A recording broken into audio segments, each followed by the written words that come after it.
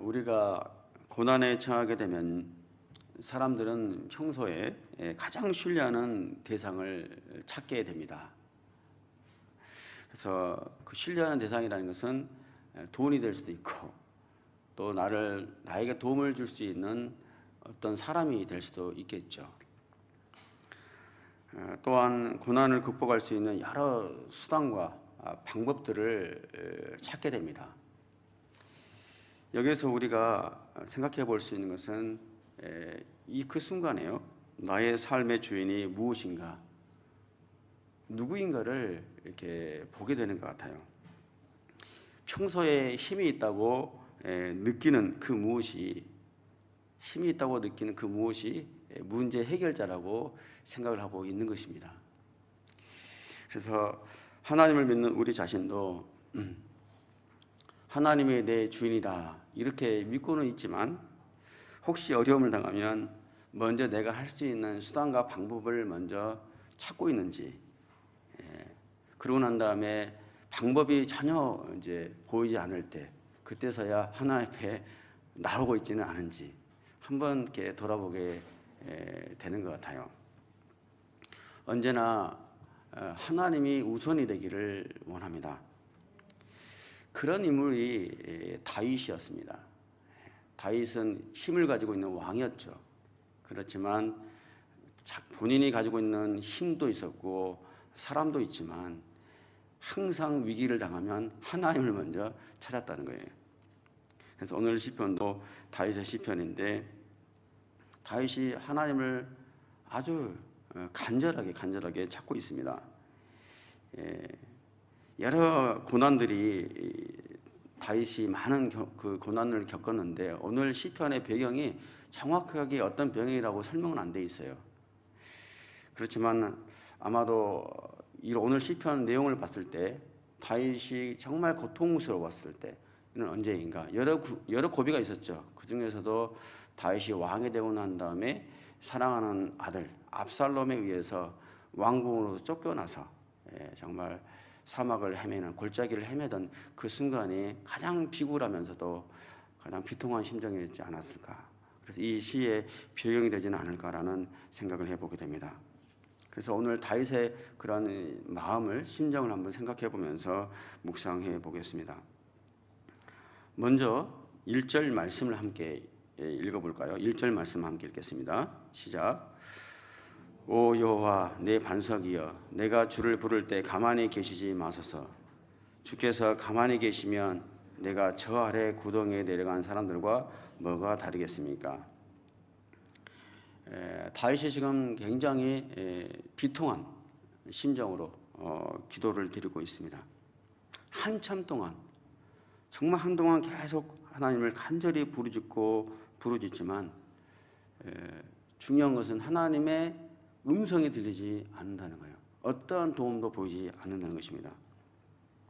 그래서 적들이 다윗을 위협하는 그런 공포보다도, 그런 두려움보다도 내가 친밀하게 항상 하나님을 찾을 때 들려줬던 그 음성, 또 하나님의 손길이 있었는데 지금 이 순간만큼 내가 어떤 기도를 해도 하나님의 응답이 없는 거예요.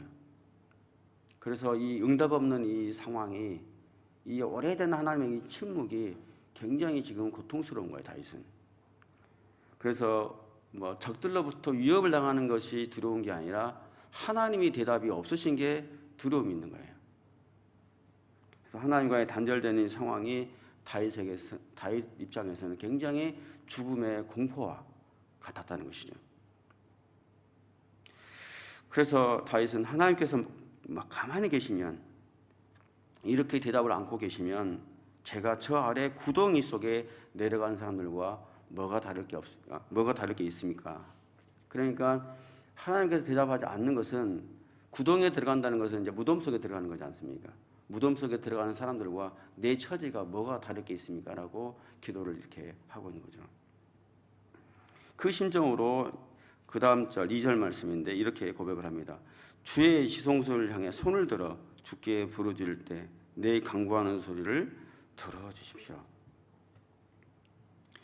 이런 어떤 답답한 상황, 대답이 없는 상황 속에서 하나님의 그 지성소를 향해서 손을 이렇게 다윗이 높이 들고 기도를 해요. 하나님, 제 기도를 들어주십시오라고 지성소를 향해서 지금 기도를 하고 있는 거예요. 근데 생각해 보면은 다윗 시대에는 성전이 없었잖아요. 그죠? 솔로몬 때 성전이 만들어졌으니까. 그래서 하나님의 지성소는 뭐냐면 다윗의 언약궤, 법궤, 하나님의 법궤가 있었던 그 다윗의 장막을 향해서 이야기하는 것 같고, 이제 왕궁에서 쫓겨난 다윗의 심정에서 쫓겨나가면서 손을 높이 들고 저 다윗의 장막을 향해서 이렇게 하나님의 은혜를 구하고 자신을 위해서 기도하지만 아들을 위해서 기도했을 거예요. 그렇게 기도를 손을 높이 들고 하나님께 지금 부르짖고 있는 것이죠. 이런 대목에서 좀 생각해 볼 수 있는 것은 절박한 심정으로 하나님을 향해서 부르짖는 그 기도 소리. 그렇지만 그 기도 소리에 하나님께서 응답하지 않는 그런 긴 침묵, 그런 대비가 좀 느껴져요. 그러면서 또 한편에서는 그 너무나 힘든 상황이기 때문에 하나의 응답이 없기 때문에 죽을 것 같은 심정이에요. 지금 그 죽을 것 같은 심정과 함께, 그렇지만 구원이 하나님의 성소에 있다, 하나님께 있음을, 하나님의 법궤를 향해서 손을 높이 들고 정말 죽을 것 같은 심정이지만은 희망과 소망을 바라보면서 기도하고 있는 다윗의 그런 심정이 이렇게 대조되어서 보여줍니다. 이 시편에. 그래서 다윗의 그런 절망감, 비굴함, 비통함과 함께, 그렇지만 소망을 놓지 않는, 희망을 놓지 않고 있는 다윗의 마음, 이것들이 오늘 이 시편에 녹아져 있는 것입니다. 여러분 인생 중에 언제가 가장 힘들고 언제가 가장 정말 어렵고 또 어두웠던 시절이었습니까? 누구나 다 크고 어려운 그런 고비들을 겪고 이곳 가운데 또 오셨을 거라고 생각이 됩니다. 제 아내가 이제 그 목회자들의 저 사모님들과 해피맘을 하고 있어요. 그래서 해피맘에서 이제 숙제가 있는데 자신의 인생 그래프를 그리는 숙제가 있는 모양이에요. 그래서 이제 인생 그래프가 사모님들만 인생 그래프를 그리는 게 아니라 남편 목사님들의 인생 그래프도 한번 그리도록 하는 숙제였던 것 같아요. 그래서 제가 얼마 전에 퇴근하고 굉장히 늦은 시간이었음에도 불구하고 밥을 먹고 저녁 늦게 이제 인생 그래프를 제가 한번 그려봤어요. 숙제라고 하니까. 그래서 제가 이제 흰색 A4에다가 아무것도 없는 것에다가 0살부터 제가 이제 50살인데 50살까지 쫙 선을 갖다 직선을 그려놓고 그 태어날 때부터 제 인생에 대해서 그래프를 그려보는 거예요. 그래서 정말 좋았던 시기는 플러스가 되는데, 그렇지만 내 기억에 아프고 힘들고 어려웠던 때는 이제 그 직선의 밑에 쪽, 마이너스 쪽으로 이제 그래프를 그리기 시작한 거예요. 근데 이제 그려보니까 저도 예전에 이제 훈련 과정이 있어서 목회자 훈련이라든지 선교사 훈련을 받으면 그런 걸 다 하거든요. 그래서 그런 기억이 한번 해본 기억이 있었어요. 사실 저도. 근데 오랜만에 하게 되면서 제 인생을 다시 돌아보게 됐는데 여러 고비들이 정말 있었더라고요. 정말 힘들었을 때 보니까 대학에 들어가서 제가 정말 하고 싶었던 거 있었는데 그 하고 싶은 것을 못했어요. 그래서 제가 2년을 엄청나게 제가 인생 가운데 가장 방황이라 할까, 엄청난 고난을 제가 스스로 자초하면서 그렇게 살았거든요. 그래서 할 수 없이 제가 군대를 간 거예요. 사실은 군대 가니까 너무 편하더라고요.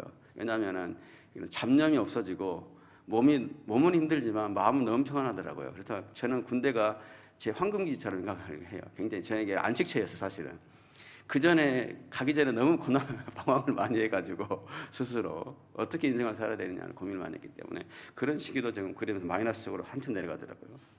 그러고 난 다음에 이제 나와서 졸업을 하고 이제 아내랑 만나서 이제 결혼을 했어요. 결혼하고 난 다음에 제가 좀 자그마한 사업을 했거든요. 사업을 해서 쫄딱 망했어요.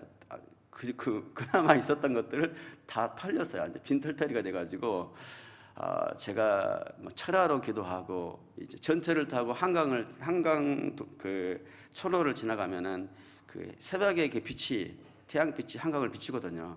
그 빛을 보면서 과연 나에게 희망이 있을까 하면 내 인생에 대한 어떤 생각 푸념을 하면서 바라봤던 그 시기도 있었거든요. 그러면서도 교회 가서 또 기도하고 있던 시절이 있었는데 그때도 한참 또 내려가더라고요, 내 인생에. 이제 그러고 난 다음에 제가 보니까 28, 그래도 28하고 35살 사이가 가장 제 인생 가운데 힘들었던 것 같아요. 그곳에 이제 결혼 과정까지 다 포함된 건데, 그러고 난 다음에 이제 첫 애를 낳고 둘째 애를 낳았어요. 근데 이제 빈털터리처럼 굉장히 가난한 그런 정말 신혼에다가 또 둘째 애가 이제 빨리 태어났잖아요. 제가 말씀드렸던 것처럼 6개월 조금 넘어서 태어났는데, 그때가 가장 그래도 인생 가운데 제일 가난했던 시기였다는 거예요. 내 마음이. 경제적으로도 힘들고 그렇지만 마음도 지치고 육체도 지치고 모든 것들이 영적으로 탈탈 털리던 정말 그런 시기였던 것 같아요. 근데 이제 그때 생각을 해보면서 오늘 또 시편이 다윗의 시편이기 때문에 제 아들이 다윗이거든요. 그래서 다윗이 묵상이 되더라고요. 근데 제 그래프를 그리면서 그때가 가장 밑으로 내려가는 거예요. 제 인생의 바닥까지 정말. 그때 이제 내 손바닥만한 그 아이 6개월밖에 안 태어난 지 얼마 안 됐기 때문에 장기도 형성되지 않는 상황에서 나온 거잖아요. 그냥 형태만 만들어져 가지고. 그래서 제 손바닥만한 아이였는데 손하고 발이 정말 제 손가락만 하잖아요, 솔직히. 거기에 이제 주사바늘이 심줄도 없는데 꽂혀 있고, 그러면서 이제 가슴만 올라갔다가 내려갔다가 이런 심장박동만 확인을 할 수 있었어요. 그것을 인큐베이터에서 이렇게 쭉 제가 보면서 이제 기도하고, 그러고 난 다음에 이제 병원에 있는 지하 기도실이 있었는데 거기서 기도하거나, 기도실에서 하면 또 다음 기도하는 사람이 또 순서를 기다리고 있어요. 저만 기도를 못 하니까. 그럼 그 병원 옆에 있는 교회들을 찾아가서 제가 기도를 드렸어요. 기도를 드릴 때 이제 십자가 있잖아요. 교회는 큰 게 우리 한국 교회 같은 경우는. 그럼 십자가를 향해서 제가 손을 높이 들고 밤새 제가 기도했던 그런 시절이 있었습니다. 그 시기들이 아이가 인큐베이터에서 그래도 정상적으로 나올 때까지 계속 되었어요. 나날들이. 그때가 제가 가장 힘들고 어려웠지만, 너무 힘들었지만 하나님을 더 깊이 만나고 하나님의 내 하나님이다 라는 생각을 했던 시기였어요. 그래서 제가 어떻게 생각했냐면, 인큐베이터에 있는 저 다윗이, 그때 이름을 내가 다윗이라고 적기 때문에 다윗이 성경에 있는 다윗처럼 춤을 추고 일어나서 춤을 추고 뛰노는 것을 머릿속에 상상을 하면서 제가 기도를 했거든요. 근데 그 상상대로, 믿음의 상상대로 아이가 정상적으로 되더라고요. 신기한 것은. 그래서 우리가 기도할 때는 항상 이렇게 상상을 하면서 정말 그렇게 이루어질 것을 믿고 기도하는 것이 참 중요하다는 생각을 제가 그 당시에 체험을 제가 했습니다. 그 뒤로도 이제 암울한 시기들이 있었죠. 저도 오사카에 제가 또 오게 됐고, 동경을 제가 왔는데, 오사카는 또 동경 사역을 위해서 인큐베이터 같은 역할을 제가 정말 오사카 때 힘들었거든요. 제가 여기서 언제까지 버틸 수 있을까 했는데 오사카에서 사역을 하면서 5년을 버텼거든요. 근데 그 5년 동안 버틴 것들이 동경에서 있을 사역을 위해서 인큐베이터 역할을 하는 거예요. 저를 만들어가는 과정이었고, 지금도 제가 목회를 지금 하고 있습니다. 이것도 앞으로 제 인생을 위한 인큐베이터일 거예요. 하나님의 계획이 있어서 지금 준비시키고 훈련시키는 것이라고 저는 생각을 하고 있습니다. 어찌됐든 제가 그래프를 그리면서 한 가지 느꼈던 건 뭐냐면, 그래프가 내려가면요 계속 내려가는 게 아니더라고요. 내려가면 올라가더라고요. 내려가는 지점이 있으면 반드시 올라가는 지점이 있다는 거예요. 한 단계 올라가고 있어요. 그리고 제 인생이 바닥을 치니까 더 높이 올라가더라고요. 반드시 마이너스가 있으면 플러스가 되더라고요. 그걸 보면서 생각했던 것은, 고난이 오면 반드시 어김없이 점프하는 인생의 원리가 있구나를 이 그래프를 그리면서 다시 한번 제가 확인하게 되는 그런 시간이 됐습니다. 그래서 절망이라는 것은 희망의 전주국이구나, 희망이 반드시 있기 때문에 절망을 주시는구나 라는 생각을 제가 하게 됩니다. 어떤 문제가 발생이 되면 잠시 당황스럽죠. 이 문제가 나에게 생겼지? 당황스럽죠. 그렇지만 그는 문제를 주신 게 아니라, 고난을 주신 것이 아니라 하나님께서 그것을 통해서 일하신다는 장치라는 거죠. 내가 고난이 있거나 문제가 발생되면 이것은 내가 아니라 하나님께서 지금 일하시는구나. 내 인생 가운데 개입하셔서 일하시는구나 라고 여기시면 되실 것 같습니다. 그래서 어떤 면에서는 희망이라는 것은 고난의 옷을 입고 와요. 반드시 우리에게는 희망이에요. 희망인데 올 때는 그냥 찬란한 옷을 입고 오는 것이 아니라 고난이라는 옷을 입고 우리에게 온다는 것이죠. 그것을 한번 저도 제 삶을 통해서 고백하는 것입니다. 요즘 혹시 힘들고 또 어려움을 갖고 있는 성도님들이 계십니까? 가정 문제, 부부 문제, 자녀 문제, 직장 문제, 또 사업이나 경제적인 문제, 건강 문제, 여러 문제들이 우리 가운데 있지요. 그렇다면 다윗처럼 하나님의 지성소를 향해서 손을 들고 기도의 손을 높이 한번 올려보십시오.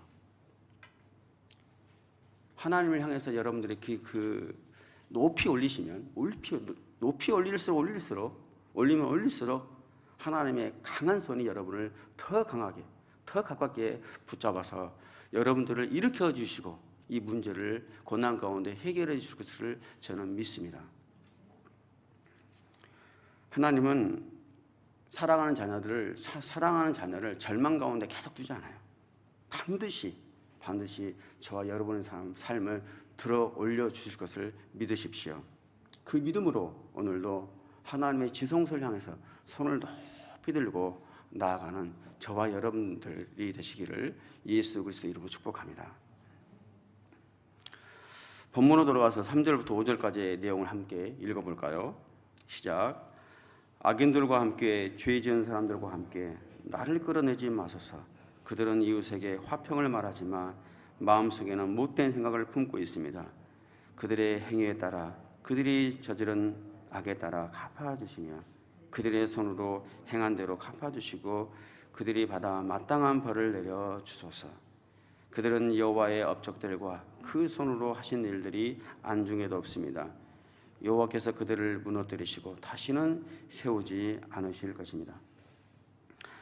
압살롬과 그를 추종하는 반역자들의 문제는 뭐냐면요, 단지 다윗을 쫓아내고 왕위에서 쫓아내고 왕위를 찬탈하는 그런 단순한 문제가 아니에요. 권력 투쟁의 문제가 아니었어요. 다윗을 왕위에서 이렇게 쫓아내는 이 행위들, 반역은 뭐냐면 더 심각한 것은 뭐냐면 다윗을 통해서 하나님의 나라를 이루고자 하시는 하나님의 거대한 구원의 계획에 정면으로 도전하는 거예요. 하나님께서 다윗에게 길을 모아서 왕으로 세우시고 사무엘하 7장 16절에 이렇게 이야기했습니다. 네 집과 네 나라가 내 앞에서 영원히 계속될 것이며 네 보좌가 영원히 서 있을 것이다. 하나님께서 이렇게 이야기하면서 다윗을 왕으로 세워주셨고 하나님의 그 다윗의 나라를 영원히 하겠다는 약속을 하신 것이거든요. 그래서 이들의 반란, 다윗이 지금 왕인궁으로 쫓겨나서 지금 도망치고 있는데, 이런 반란은 뭐냐면 단순한 다윗을 향한 반란이 아니라 하나님이 행하신 업적들을 뒤집는 거예요. 하나님의 일을 뒤집는 거예요. 그리고 하나님의 손으로 세우실 일들, 앞으로의 계획을 뒤집는 거예요. 그것에 대한 정면 도전이에요. 반란이에요. 그래서 이것은 뭐냐면 하나님의 일에 대한 반란은 뭐냐면 하나님에 대한 반역이에요. 다윗에 대한 반역이 아니에요. 영적으로 본다면. 그래서 하나님께서 하나님의 나라를 세우시기 위해 기름 부은 사람은 압살롬이 아니라 다윗이고 솔로몬이죠. 기름 부은 사람은 다윗과 솔로몬이지 압살롬이 아니라는 거예요. 그래서 우리가 굉장히 주의를 해야 되는 것은 기름 부으심에 대해서 우리가 생각을 해봐야 돼요.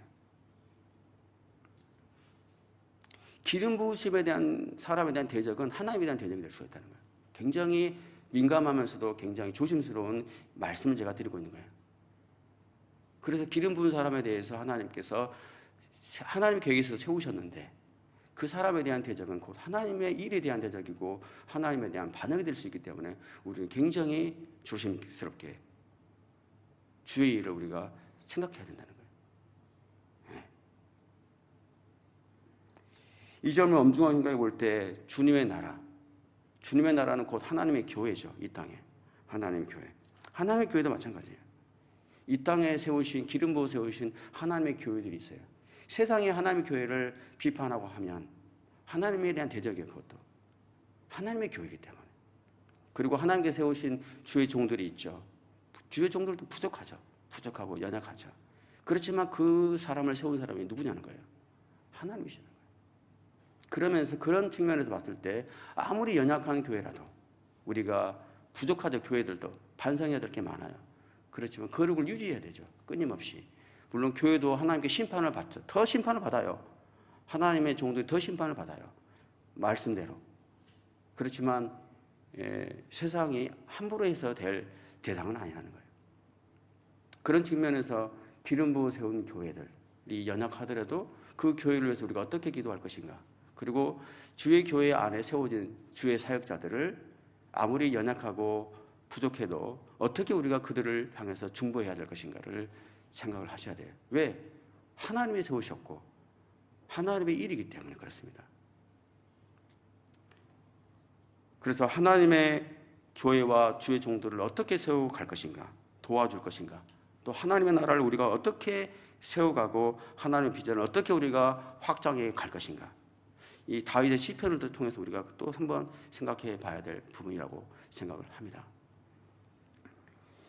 여러분, 정말 이 땅의 교회들을 위해서, 또 주의 종들을 위해서, 또 주님의 성도님들을 향해서 영적인 눈을 부릅뜨고 주의 지성소를 향해서 손을 높이 들고 항상 기도해 주시기를 부탁드리겠습니다.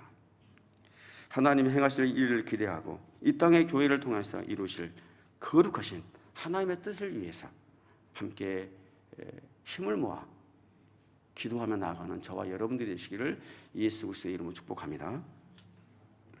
마지막으로 6절에서 9절까지의 말씀인데 함께 읽겠습니다. 내 울부짖는 소리를 들으신 여호와를 찬양합니다. 여호와는 내 힘이시며 내 방패이십니다. 내 마음이 주를 믿으니 주의 도움을 받아 이토록 기뻐합니다.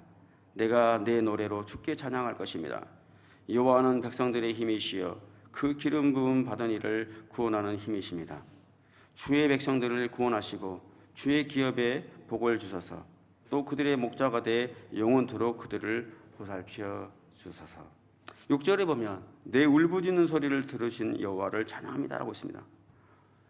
지금 다윗의 문제가 해결이 안 됐어요. 지금 고난 가운데 있어요. 쫓겨다니고 있어요. 지금 환난 가운데 있음에도 불구하고 다윗은 지금 찬양을 하고 있다는 거예요. 전혀 기쁠 상황이 아니에요. 지금 그럼에도 불구하고 하나님께 기쁨으로 찬양하고 있다는 거예요. 절망 가운데 노래를 하고 있는 다윗의 모습입니다. 형편이 좋아진 것도 아니고 지금 시각을 다투면서 생사를 오가는 그런 상황 가운데 있어요. 그럼에도 불구하고 다윗이 지성소를 향해서 손을 높이 들고 마치 미친 사람처럼 하나님을 찬양하고 있다는 것이에요. 그 이유는 뭐냐? 두 가지가 있어요. 하나는 상황이 변하는 게 없고 나는 여전히 고통 가운데 있지만 내가 지금 울부짖는 이 기도만큼은 하나님께서 듣고 있다라는 믿음이 있기 때문에요. 내 기도를 하나님께서 듣고 계신다. 그 믿음 때문에 그래요. 두 번째, 내 기도를 듣고 계신 그 하나님이 곧 일을 행하실 것이다 라는 기대감이 있기 때문에요. 그 기대감 때문에 그것을 상상하니 마음 가운데 찬양이 나오는 거예요. 제가 마치 인큐베이터에 있는 제 아이가 춤을 추며 노래하며 하는 것을 상상하면서 제가 하나님께 기도드렸던 것처럼 다윗은 그런 미래에 이루어질 것을 상상하면서 찬양했다는 거예요. 아무런 변화가 없어요. 지금 아무런 응답도 없어요. 그렇지만 이 기도만큼은 듣고 계신다. 그리고 반드시 하나님께서 일을 행하실 것이다 라는 기대감 때문에 그 마음속에 기쁨이 샘솟기 때문에 그 마음으로 하나님께 찬양을 했던 것이죠. 우리가 힘들 때 상황이 변한 게 없어도요, 우리가 기도를 하나님께 드리면요, 그래도 하나님께서 내 기도를 듣고 계시지 라고 생각하면 내 마음에 참 안심이 됩니다. 하나님이 내 기도를 듣고 계시지 라고 생각을 하면 내 마음에 힘이 생겨요. 그것만으로도. 세상 사람들이 다 듣지 않아도 시끄럽고 소란스러워도 하나님의 침묵은 단지 침묵이 아니라 내 기도를 하나하나 빠뜨리지 않고 듣기 위해서 하나님도 숨죽이면서 내 기도를 듣고 있는 거기 때문에 침묵을 하고 계시는 거거든요. 그래서 이 순간만큼 하나님이 내 기도를 듣고 계시겠지 라는 믿음이 있으면 자, 용기가 생겨요. 그리고 이미 이루어진 것을 믿고 기도하는 믿음 때문에 나도 모르게 절망 상황 속에 있음에도 불구하고 기쁨이, 웃음이 지어지는 것이죠. 이런 믿음이 확신이 있기 때문에 다윗은 절망 가운데서도 찬양을 하고 있습니다. 그렇다면 다윗이 어떻게 이런 믿음을 가질 수 있었을까? 이런 위대한 믿음을 어떻게 가졌는가? 다윗의 과거를 보면 숱한 어려움과 고난들이 있었어요. 그 속에서도 자신에게 힘이 되어주시고 자신을 방패처럼 지켜주셨던 하나님을 숱한 고난을 통해서 경험했던 거예요. 그런 체험적인 그런 신앙에서 하나님께서 항상 함께 하셨던 그 손길을 경험했기 때문에 하나님에 대한 절대적인 믿음이, 신앙이 생겼던 것이죠. 그래서 우리가 크고 작은 고난을 통해서 하나님을 만나고 경험하는 게 중요해요. 큰 고비도 있지만 이런 작은 고비를 자꾸 우리가 이렇게 넘고 경험함을 통해서 하나님을 우리가 배우고 하나님의 마음과 뜻을 우리가 헤아려 볼 수 있는 경험이 쌓이는 거예요. 믿음이 쌓이는 것이죠. 그렇기 때문에 그 믿음으로 그 다음에 어떤 고난이 와도 이겨낼 수가 있는 것이죠. 그런 측면에서 고난이라는 것은 단지 물리적인 고난이 아니라 하나님에 대한 믿음과 신뢰를 키워내는 믿음의 훈련장이구나 라고 생각이 됩니다. 이런 고난들은 내 믿음을 키우는 훈련장이라는 것을 다시 한번 생각해 보게 됩니다. 제가 지난 수요일에도 말씀드렸습니다마는 환경은 늘 흔들려요. 좋은 환경, 나쁜 환경이 없어요. 좋았다가도 나빠지고 나빠졌다 좋아져요. 언제나 흔들리게 돼 있고 변하게 돼 있어요. 그래서 우리가 생각해야 될 것은 이런 크고 작은 고난을 통해서 우리가 알게 된 그 하나님에 대한 믿음을 통해서 우리에게 있는 환경을 개선해 가고 돌파해 갈 수 있는 그런 영적인 능력을 길러내는 게 중요하다는 것이죠. 그 하나님과 함께 살아가는 방법을 터득하는 거예요. 고난을 통해서. 그것을 통해서 우리가 어떤 위험이 와도 돌파해 나갈 수 있는 그런 어떤 믿음이 될 수가 있는 것이죠. 다윗은 숱한 고난과 역경을 통해서 하나님의 선하심을 체험했습니다. 그래서 8절에서 고백을 하고 있는데 하나님은 이스라엘의 하나님이시다. 하나님께서 기름 부어 세우신 자신을 반드시 지켜주실 것이다. 반드시 지켜주실 것이다. 믿음이 있었어요. 그리고 더 나아가 9절 말씀에 다윗은 자신을 위한 기도에 머물르지 않고 자신에게 다스리도록 맡기신 하나님의 백성들을 위해서 기도를 하고 있어요. 지금 자신이 힘들잖아요. 지금 쫓겨나가고 있잖아요. 근데 자신에게 맡겨진 백성들을 염려하면서 기도를 하고 있는 거예요. 하나님 이스라엘 백성들의 목자가 되어 주십시오. 이스라엘 백성들을 살피고 보호하시는 분은 자신이 아니라는 거예요. 하나님이라는 거예요. 하나님이 이스라엘의 참 목자이십니다. 하나님이 이스라엘의 참 목자이십니다라고 고백을 하고 있습니다. 그래서 하나님 친히 이스라엘 백성들의 목자가 되어 주십시오. 이 고백 속에서 다윗의 입술 안에 찬양이 흘러나오고 있는 것입니다. 고난 중에서도 다윗이 이렇게 찬양하는 것은 또 고백하는 것은 첫 번째로는 이스라엘 백성들을 위해서 기도하고 또 자신을 위해서 기도하지만 이스라엘 백성들의 참 목자이신 하나님을 찬양하는 것이죠. 그러면서 이스라엘 백성들을 한없이 원없이 축복하고 있는 거예요. 지금 다윗이 축복할 입장이 아니에요. 축복을 하릴 입장이 아님에도 불구하고 이스라엘 백성들을 그 피난길에 손을 들고 또 축복하고 있는 다윗의 모습을 보게 됩니다. 문제 해결자는 이스라엘의 왕인 다윗이 아니라 문제 해결자는 자신과 백성들을 일일이 살피시고 돌보시는 하나님이십니다라고 고백을 하는 거예요. 자신이 이스라엘 백성들의 왕이지만 이스라엘 백성들의 목자가 왕인 내가 아닙니다. 문제 해결자가 내가 아닙니다. 하나님이 이스라엘 백성들의 목자이시고 문제 해결자이십니다라고 다윗이 찬양을 하고 있는 것이죠. 여러분 오늘 시편에서 생각해 볼 것은 우리가 과거에 경험한 고난으로 인해서 깊은 상처가 있습니다. 깊은 상처를 계속 끌어안고 살 것인가? 아니면 과거의 고난을 통해서 얻은 그 믿음을 통해서 지금의 상황을 돌파해 갈 것인가? 또 문제 해결자가 우리 자신이 될 것인가? 아니면 모든 문제를 하나님께 맡겨드릴 것인가? 오늘 이 다윗의 시편을 통해서 다시 한번 생각해 보셨으면 좋겠습니다. 진정으로 인생의 목자가 하나님이십니다라고 고백하는 사람이, 인생의 주인이 하나님이심을 우리가 믿는 사람이 오늘 이 새벽에도 주님의 지성소를 향해서 손을 들고 나올 수가 있는 것입니다. 이런 믿음이 없으면 하나님 전에 못 나와요. 내 인생의 주인이 하나님이라는 것을 믿기 때문에 오늘도 이곳 가운데 나오셨으리라고 생각이 됩니다. 우리의 힘이시고 방패이시고 목자이신 하나님, 이 고백이 오늘 이 새벽에 주의 지성소를 향해 손을 들고 기도하는 저와 여러분들의 고백이 되기를 예수 그리스도의 이름으로 축복합니다.